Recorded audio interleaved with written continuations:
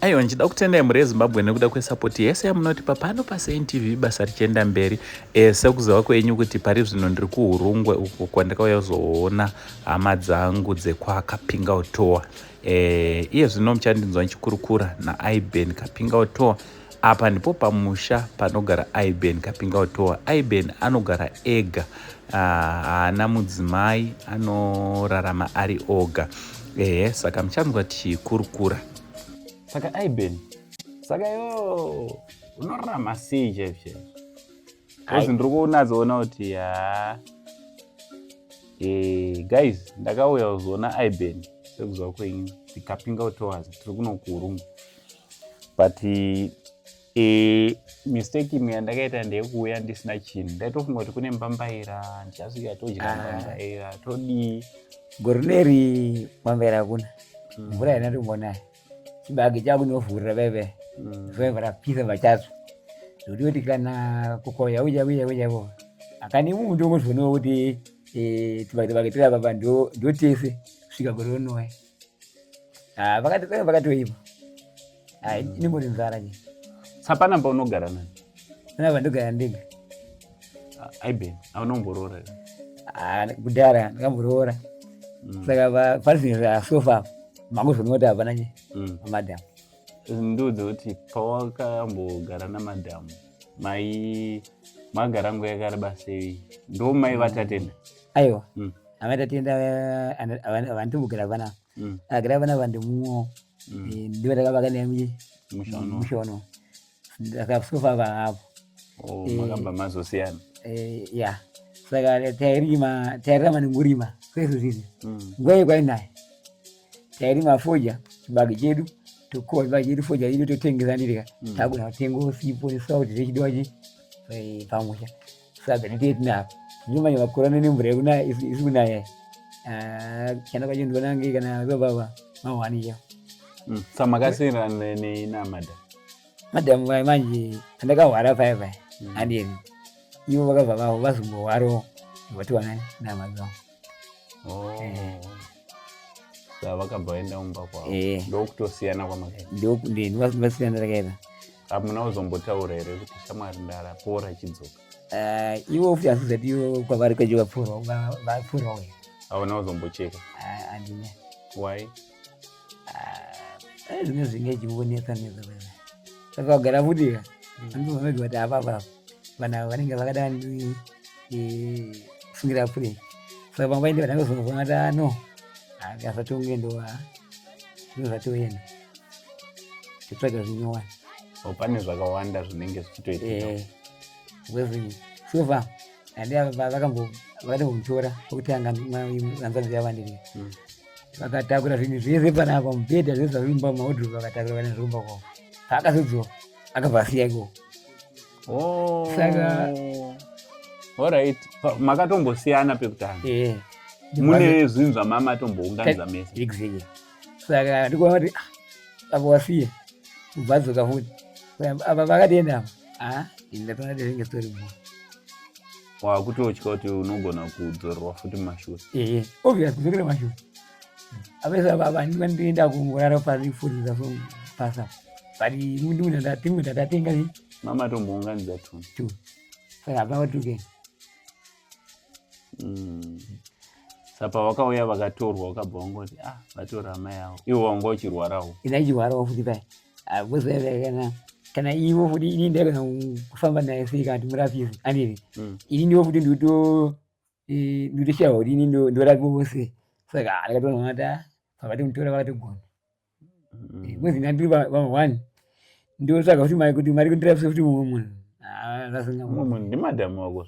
Madhamu wangu but zvasunga munhu hamo mumatambudziko muri mese. Nasozoramba. But apa manje inini manje. Apa ndandiri pamawani. Wari pamawani. Kuti ndizosunde bebe. Ndasingakwanisi. Pepe iwo wangu watopera tariro. Inini kana bebe. Ini ndandangoti chiro zvaita pamwe kana mwari angweka wabuda kuti yapa yakwana. Niwe ndangomirira zviripo chiri kuti izvi kana nguva yakwana yakwana. Hey. Nadangu mtazira kuti amini zosaita ipapo vati Mwari ane simba manje. Apa handiripo fit and strong. Aiwa 2 years after mwafire munge dada kuenda mwakuwa apa wewe nda strong kulikana mbreka zona mujeka kana yewe ndarego da mbano iko makwa vakazokwa vasina kumira mwe uyo ushanda zvekuri ndiyada zvekugadzira basa manje. Saka guys ndo upenyu uri kuraramwawo naIben shuwa tamuka ka pamba hapana kana plan tofunga kuti tichaita sei, so ndakutongodzoka futi kwamuri kuti hama dzangu ka ndoizva takaomerwa but IBen ihama yedu. Kana makambomupa upenyu makambomira naye muchishandiswa naMwari kuti upenyu hwake hudzokeredze, IBen anoti pese pandotaura naye mumwe wangu Saura wangu anogara achingoti iwewe dai wanga usipo wewe. Nhasi ndati ndikudza kuti handisiri ini IBen. Ndimwari. Ni Mwari but aizinyoreka kubva kwararo kusvika rimwe dako kuno kuyesa kuntakura kwabva kuenda padaiwe yane outeza aizinyore asangani futi wezeveka ndiwe ndoda ndirarama kuti vacho hama dziri idzodzidzi andireka dzizokwanisa ndibatsira futi kuti ndisvike pana apa andireka ndiwe saka ndisanzati acha Mwari ka Mwari varamba vachikuchengeta vacho Mwari wedzere makomborero futi kumberi nevacho vese vanibatsira vacho vese aiwa Mwari ngavawedzere vatutsire pacho pavatapuza veve Mwari ngavawedzere vawande varambe vachidi vachienda mberi. Chokwadi because hey kana nenika kana neni ndanga ndiri pama 1 handidi iwo hapana kwari kuendeyo sitabva kwaRarare kuya ndakabva kwaRarare kuya uzokuona wakutofunga ndinole uyapanapa yapana ndinole ari kutiza nole ane mtu wake uyu knowledge kapinga utowo ane twake twakawanda twanenge achidzingirira tumamuko mutroki hadzo so knowledge ndofunga mumuziva ndiye munin'ina waIben. So mbama naIben vakazvarwa varipo 6 first born ndiwe ndo mukomana Mombe. Second born anonzi ani mukomana Tavengwa. Third born Wota ndiye akashaika aisira musikana aisira Nole chizovhara anonzi Tino. Saka ndo mamiro azvakaita 5 boys 1 girl. Saka kumane moda kubatirwa shamu here kuti muroore zvazoita manje aiwa kazika nyambo dzakanaka vakadzi manje pane mumwe anenge ane chido chekuti apa inini ndakanagara naIben handireka tonagara upenyu kuzvivetinani kuita mumwe munhu woti ndova ndi rudo apa andokufosera agara wakutongosiya pasiro zvekumanikiza munhu ka iye ainge achikuda zvebhaisi uzomati rudo rwapapa ruine unotombosangana navo nazvo kakawanda tozomati uyu munhu sho harundida rake but fandosomuudza manje iye mwana so ntoona anitanga da kukubhata kuti no uzozvedza kuti panokuudza wesoso kuti chi achimbomira tozodai kati wakumuudza kuti tirorani saka ndowega manje kuti wega kuti avava hapana kwava tukenda saka gara nini vanenge ndangosiya kuti ndasiyana zvese. Saka izvozvi une musikana here yaIben? Pazvinezvi havisasa pandina. Ko wakapesa kudanana naye mwakadanana kubva rini kusvika rini? Izvozvi after warapwa wakazomboita musikana? Ava handina. 2 years idza una musikana? Ava handina. Ava but ava manje ava ndatombotsvaga manje. Ari serious manje muyemwe. Kazashuva manje ndichati bo dana neredio ka Dadi munyorera kuye idani kudo panga zangu muda.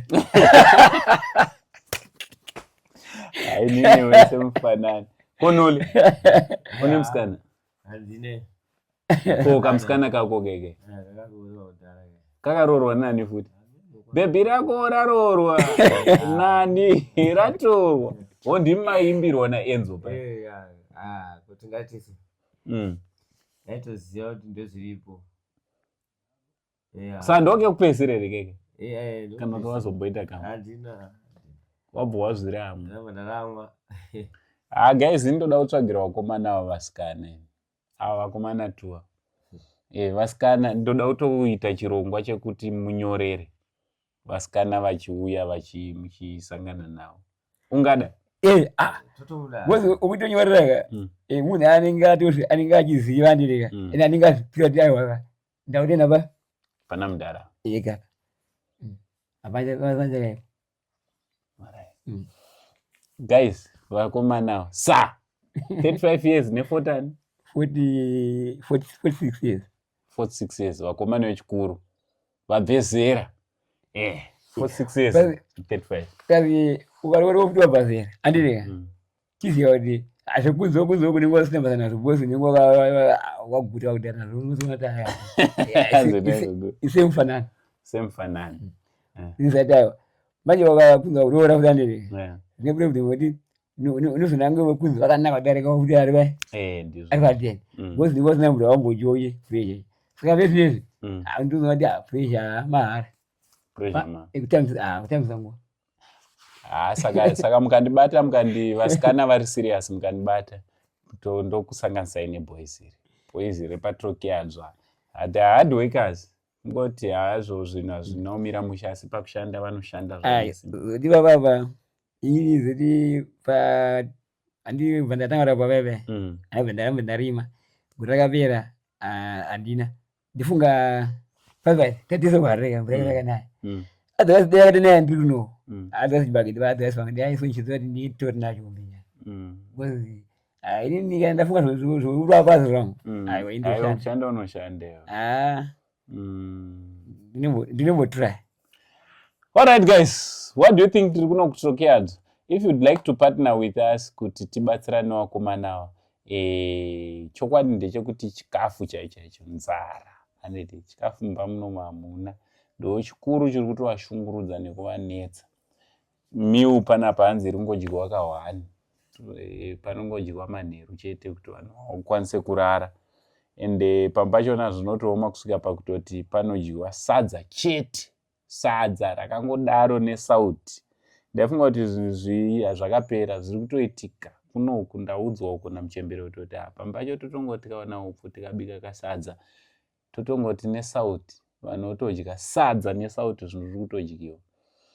Saka tibate panhamba dzedu tinge tinoonawo zvatingaitirawo vakomana ava handiti tamwe ndingokuitai ndichikupai maupdates ekuno kutrokeadzo uyo akuda kuenda handei tikuperekedza much love.